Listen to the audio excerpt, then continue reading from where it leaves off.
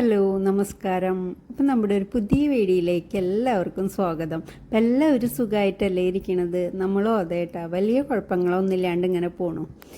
അപ്പം ഞാൻ ഇന്ന് വന്നിട്ടുള്ളത് ഇന്നത്തെ കുഞ്ഞു കുഞ്ഞു വിശേഷങ്ങളും നമ്മുടെ ബ്രേക്ക്ഫാസ്റ്റും പിന്നെ ഒരു കുഞ്ഞു ബിരിയാണി ഉണ്ടാക്കിയതിൻ്റെ വിശേഷങ്ങളും എല്ലാം ഉൾപ്പെടുത്തിയിട്ടുള്ളൊരു വീഡിയോ ആയിട്ട് തന്നെയാണ് കേട്ടോ. അപ്പം നമുക്ക് വീഡിയോ കണ്ടു നോക്കിയാലോ?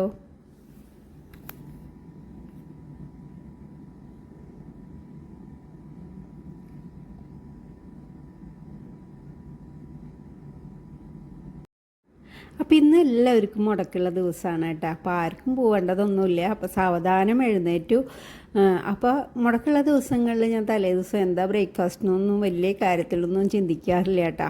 എന്തെങ്കിലും രാവിലെ എഴുന്നേറ്റതിനനുസരിച്ച് ഉണ്ടാക്കാമെന്ന് വിചാരിക്കും കേട്ടോ. അപ്പോൾ ഇന്ന് എഴുന്നേറ്റ് വന്നപ്പോൾ ഞാൻ വിചാരിച്ചു കുറേ നാളായി കിണ്ണത്തപ്പം ഉണ്ടാക്കിയിട്ട്. അപ്പോൾ ഇന്ന് കിണ്ണത്തപ്പം ഉണ്ടാക്കിയാലോ എന്നിങ്ങനെ വിചാരിച്ചു കേട്ടോ.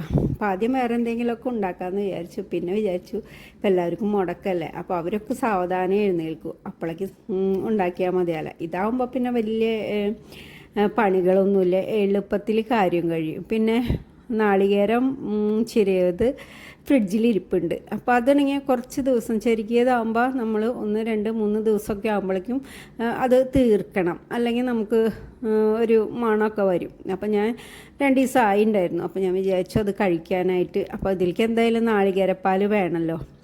അപ്പോൾ ഞാൻ എഴുന്നേറ്റ് വന്നു. അപ്പോൾ ഇച്ചിരി തണവുണ്ടായിരുന്നു കേട്ടോ നാളികേരത്തിന്. അപ്പം ഞാൻ കുറച്ച് കെറ്റിലിൽ വെള്ളം വെച്ച് ചെറുതായി ഒന്ന് ചൂടാക്കി പിന്നെ മിക്സിയുടെ ജാറിലേക്ക് നാളികേരം ഇട്ട് അതിലേക്ക് ചെറിയൊരു ചൂടുവെള്ളം ഇട്ട് നന്നായിട്ടൊന്ന് അടിച്ചെടുത്തു. എന്നിട്ട് പാലൊക്കെ പിഴിഞ്ഞ് വെച്ചിട്ടുണ്ട് കേട്ടോ. അപ്പോൾ അതേ നമ്മൾ ഒരു കപ്പ് കൊണ്ട് 1.5 കപ്പ് എടുത്തിട്ടുണ്ട് കേട്ടോ അരിപ്പൊടി. അപ്പോൾ അത് മതിയാവുമെന്ന് വിചാരിക്കുന്നു. അപ്പോൾ 1.5 കപ്പ് അരിപ്പൊടി എടുത്തു. പിന്നെ 1 കപ്പ് തന്നെ ഞാൻ നിറച്ച് നാളികേരപ്പാൽ ഒഴിച്ചു. അപ്പോൾ ഇച്ചിരി കുറവാന്ന് തോന്നി. അപ്പോൾ കുറച്ചും കൂടി ഒഴിക്കുന്നുണ്ട് കേട്ടോ. ഇനി അത് നോക്കിയിട്ട് ഒഴിക്കാമെന്ന് വിചാരിച്ചിട്ടാ. പഞ്ചസാരയും പിന്നെ നമ്മൾ പഞ്ചസാര ചേർക്കുമ്പോഴും ഒന്ന് ലൂസാവും. അപ്പോൾ കുറച്ചും കൂടി നാളികേരപ്പാൽ ഒഴിച്ചു. പിന്നെ ഞാൻ അതിലേക്ക് ആവശ്യത്തിന് മധുരത്തിന് ആവശ്യമുള്ള പഞ്ചസാര ചേർക്കണം കേട്ടോ. അപ്പോൾ 2 തവി പഞ്ചസാര എടുത്തിട്ടുണ്ട് കേട്ടോ ഞാൻ. എന്നിട്ട് നന്നായിട്ട് മിക്സ് ചെയ്തെടുത്തു. പിന്നെ ഒരു 2 ഏലക്ക ഒന്ന് ചതച്ചത്. അപ്പോൾ ഇവിടെ ഏലക്കയുടെ ഫ്ലേവർ അത്ര ഇഷ്ടമൊന്നുമില്ല കേട്ടോ.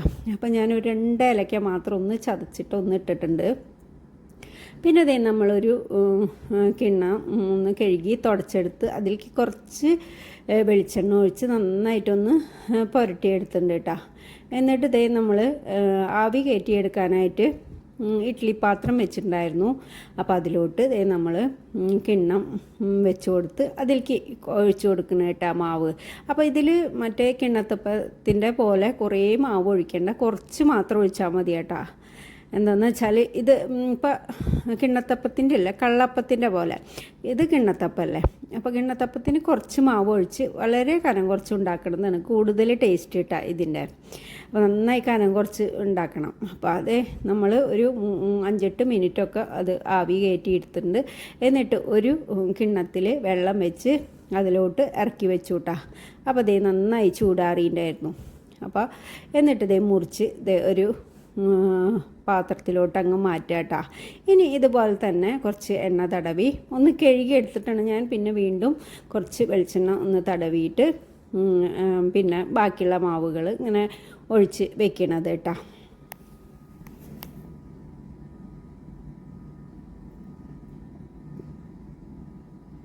അപ്പോൾ അതേ കിണ്ണത്തപ്പം ഉണ്ടാക്കലൊക്കെ കഴിഞ്ഞു കേട്ടോ. അപ്പോഴേക്കും പിള്ളേരൊക്കെ എഴുന്നേറ്റ് വന്നു. അപ്പോൾ ഞാൻ കാപ്പി ഉണ്ടാക്കി.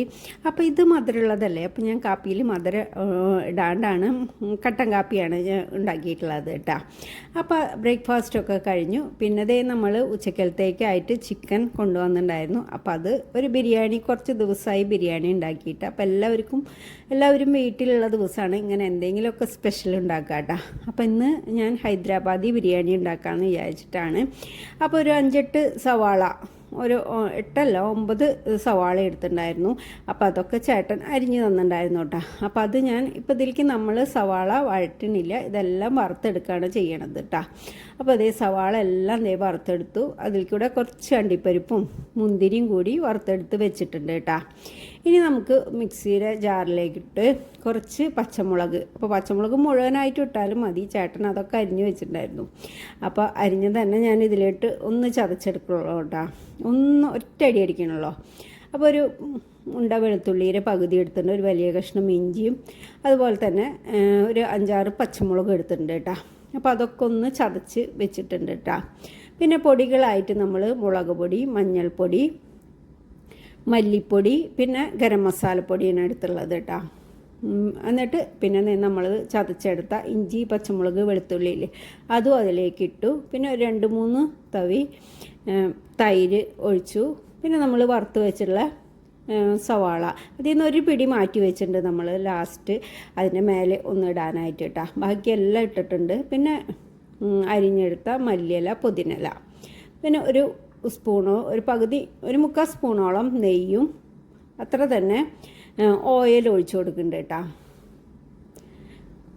പിന്നെ ആവശ്യത്തിനുള്ള ഉപ്പ് കൂടി ഇടാം. എന്നിട്ട് ഒന്ന് മിക്സ് ചെയ്തെടുക്കുക, അല്ലെങ്കിൽ നമ്മൾ ചിക്കൻ ഇട്ടിട്ട് ഒന്ന് മിക്സ് ചെയ്തെടുത്താലും മതി കേട്ടോ. ആവശ്യത്തിനുള്ള ഉപ്പിട്ട് ഞാൻ ചെറുതായി ഒന്ന് മിക്സ് ചെയ്തെടുക്കുന്നുണ്ട് കേട്ടോ. എന്നിട്ട് അതിലേക്ക് ക്ലീൻ ചെയ്ത് വെച്ചുള്ള ചിക്കൻ ഇടുന്നുണ്ട്. എന്നിട്ടെല്ലാം കൂടി നന്നായിട്ട് മിക്സ് ചെയ്തതിന് ശേഷം നമ്മൾ വേവിച്ചെടുക്കാം കേട്ടോ.